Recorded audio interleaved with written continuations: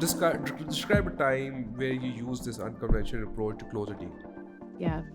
Um, so I think there's two different questions here. The first is kind of the approach to probing for pain, and I would say most sellers now are doing that via Zoom call, right? We're not in person mostly. And so one way that we're going to do that is when we open the call, we want to have what is called or has been called in organizations I've been a part of, a NASCAR slide, where we have all of the prominent logos that we work with on the screen right as someone joins the call. And ideally, it's either, like Braxton Carr likes to say, it's either people you like or people who are like you. So it's either people in their industry, their peers, their competitors, or people that they look up to just in general, right? Like if you're working with Microsoft, if you're working with Apple or Google, like these are folks that everyone likes or wants to be like. So yeah, you should have that logo on the screen. And we don't have to, and it speaks for itself. We don't have to say anything. I never reference that. I never say, hey, look at these logos. I only ask as I'm getting ready to start slides, hey, did my screen change over for you?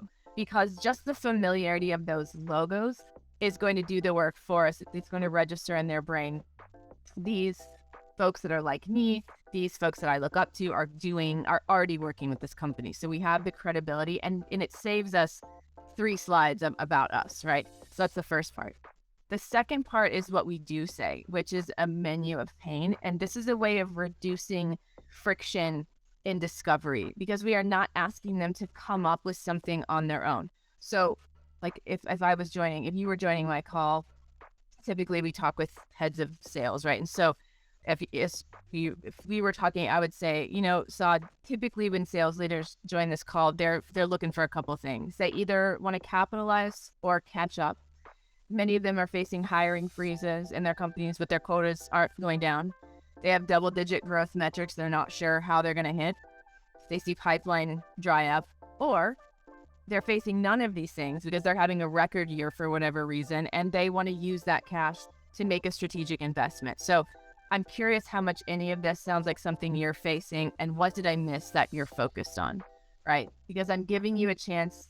You know that I know what I'm talking about because I've outlined your issues.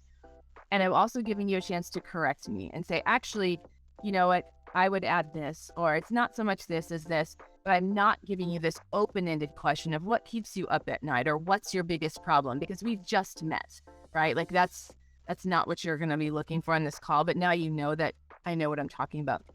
And then after we talk about that and we go through a little bit of education on like the problem that we solve and that sort of thing, then at the end, I want to match your urgency. And so then I would say something like, Saad, sometimes people join these calls because they're just in education mode and they want to understand what's out there in the market. Sometimes people join because they have this urgent pipeline problem that they needed solved 6 months ago. And sometimes people join because it's a problem they're looking at solving, but if it doesn't get solved in the next 9 months, nothing terrible will happen. So I'm curious where you put yourself on that scale. And I'm asking because I never want to chase anyone, right? If it's just education mode, 100% fine. Just curious. And then, so again, we've given them some options. And if they're just in education mode, we've made that okay. And so now I'm not going to waste my time or theirs sending them 20 follow-up emails. I'm going to put them in a nurture sequence, but I'm going to concentrate my efforts on the folks that have an urgent need.